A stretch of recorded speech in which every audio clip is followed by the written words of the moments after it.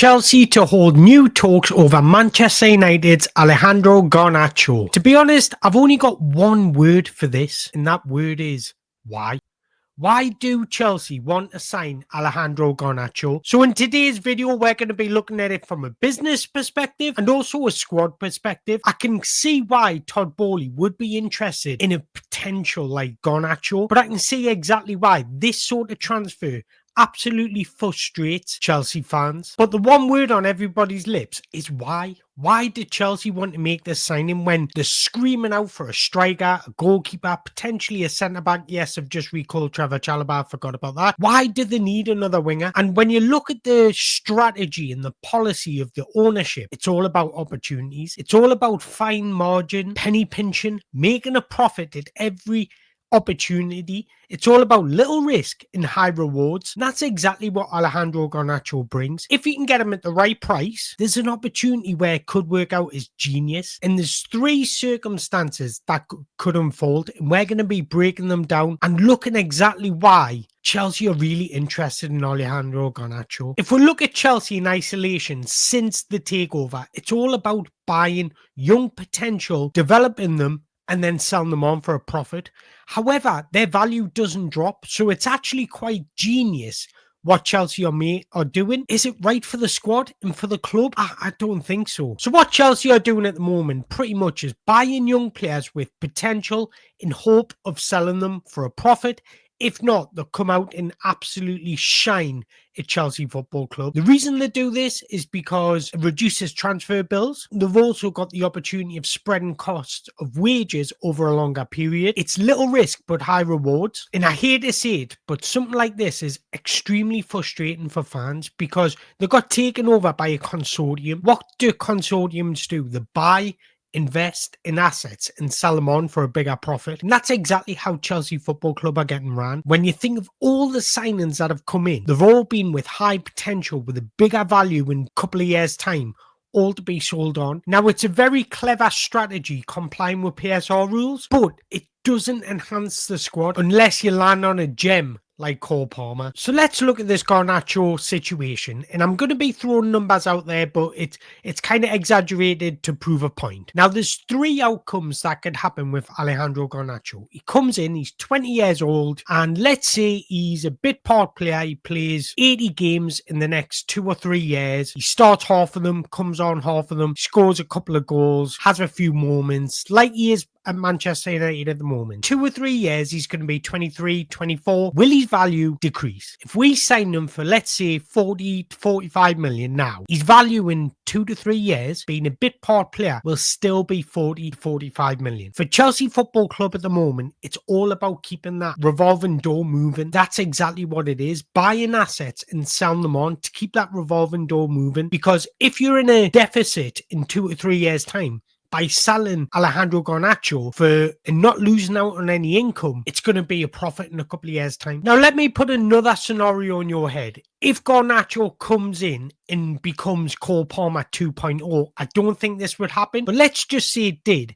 And then Chelsea have signed him on to a 7-year contract. Then he is at Chelsea Football Club putting out ridiculous numbers like Cole Palmer is for the next 7 years. So it's been a very, very intelligent and shrewd investment. And this is the sort of thing that the directors are banking on. And then the third scenario is, let's say Garnacho comes in and he doesn't play very much, does not play, he is left out the squad, etc. Will his value decrease? It would probably decrease by 2 to 3 million. Probably. If you sign him for 40 million, you could sell him for about 35 at 24 years old. So the reward completely outweighs the risk. If he comes in and he's a shining light for Chelsea, but he just doesn't fit the system, but he's still playing well, his attitude's great, his value's just going to increase, and you could probably sell him for an extra 10 to 20 million profit. And that's exactly what this ownership's trying to do, trying to find those diamonds in the rough that they can either sell for a profit or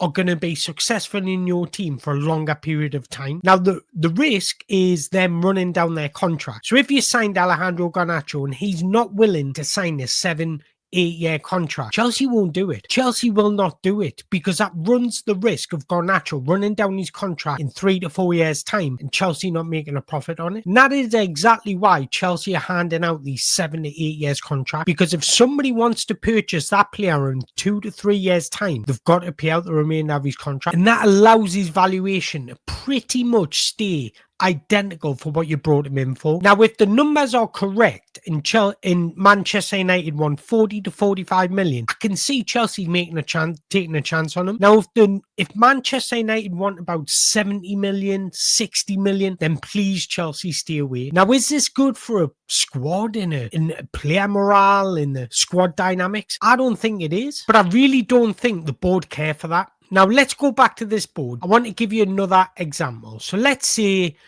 over the next couple of years, Chelsea buy 2, 3, 4, 5, 6, 7, 8, 9, 10. 10 players over the next couple of years, all aged between 18 and 21. If 2 to 3 of those players are a hit, so let's say him, and him are all hits, Chelsea recoup the money, because these players, the ones that don't increase in value, are not going to decrease in value, because in 2 to 3 years' time, they're going to be age 23 to 24, and they'll still have high value because of what other clubs can get out of them in the longer future. There's minimal risk when you're signing 18 to 20-year-olds.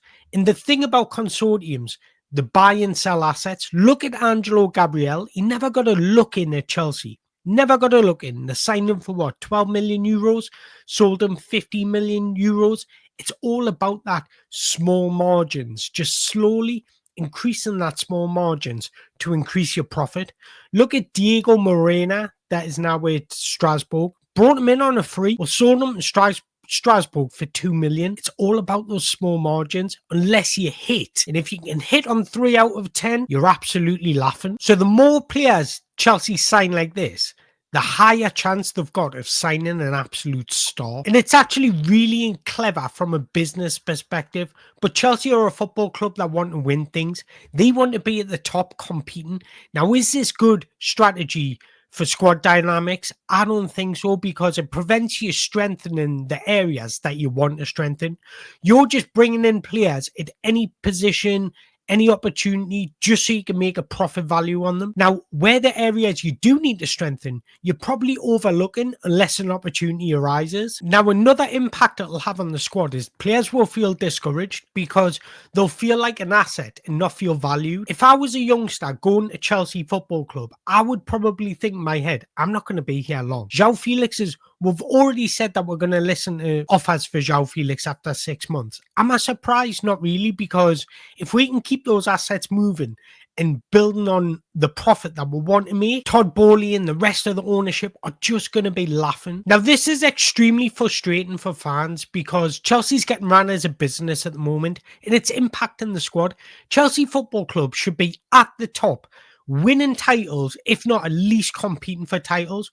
But this just impacts the strategy and doesn't strengthen the squad in areas you really do need to strengthen. Everybody knows Nicholas Jackson needs some help up front. Chelsea need a striker. Chelsea need a better goalkeeper because of costing them points. Banking on every single opportunities. You're not really looking at the profile of player you need. You're just looking at the opportunity and whether that's going to make you money. And this is why it's frustrating for Chelsea fans. Yes, we're bringing in gems and one of them could turn out like the next Cole Palmer. Very unlikely, but it could happen. You never ever know. The likeness of that happening is minimal. Yes, we're bringing in a lot of young potential talent and a lot of it's exciting, but there is areas in the squad that we need to develop and strengthen. Now, players, when they do arrive to Chelsea, will feel like assets and not feel valued. And that will probably discourage their performances because they're probably sitting there thinking, I'm not going to be here long. I'm going to be sold at any opportunity. When somebody bids probably the same or if not just slightly more than what I was brought in for, I'm just going to be moved on. So that limits the future project of the whole football club. And I think it also highlights the fact that Enzo Maresca doesn't have a say on these transfers. And this was one thing that Pochettino said. He wanted more say on transfers, but it looks like even Enzo Maresca is not having the say, in my opinion, because I bet you any money, if you sat Enzo Maresca down and asked them honestly, would you want to bring in Garnacho right now? Or would you rather spend that money on a striker or a goalkeeper? Bet you 110% Enzo Maresca would say the latter. I want a striker, I want a goalkeeper, potentially even a centre midfielder, but we don't need a winger. If you look at Chelsea's squad, we do not need a winger because let's have a look at it right here. Let's bring it up. Right, if we bring the squad up here and just look at the forward and midfielders in isolation, we've got Tyreek George, we've got Cole Palmer, who can play out on the right. I know he hasn't been this season, but he can. We've got Jadon Sancho, Mudryk, we know he's not going to play, so let's put a cross on his name. We've got Noni Manueki.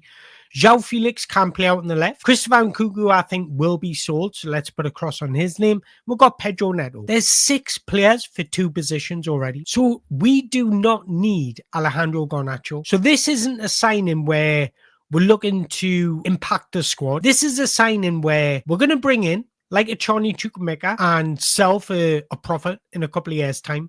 Or if not, the same price for what we brought him in for. Because Alejandro Garnacho is always going to be, from age of between 20 and 24, roughly about 45 to 50 million, unless he absolutely shines at Chelsea and then his value will just increase. So there's no risk factor to this signing. The only risk factor you're going to get is if he gets an injury. But if he doesn't play, how can he get an injury? So this is exactly why Todd Boehly is doing random deals like this. This is why they're delving in opportunities. It might not come off. Man United might want too much money for what they're willing to spend. But this is exactly why Todd Boehly are doing it. It's very clever. It allows you to comply with PSR rules. But in terms of squad building and really building a squad that can compete at the very, very top, and I mean dominate, I don't think this is the right way of going about it. But I want to know what you guys think. Do you think this is sustainable? I think it is from a business perspective, and Chelsea will actually do things in terms of trophies. I do think they'll win trophies. What do you think? Because on one hand, I'm sitting here thinking it's clever. It's really clever. But on the other hand, I'm sitting here thinking, I want us to sign a striker. I want us to sign a goalkeeper. And I'm not surprised. I think every single player in that squad, apart from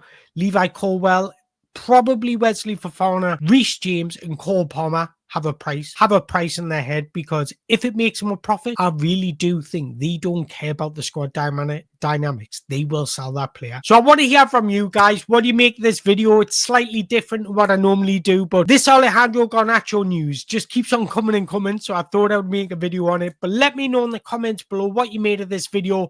What do you think about this deal? Do you want it to happen, or would you prefer that money to be spent elsewhere? Let me know in the comments below. But before you go, don't forget to hit the like button, hit that subscribe button. Until next time, ciao for now.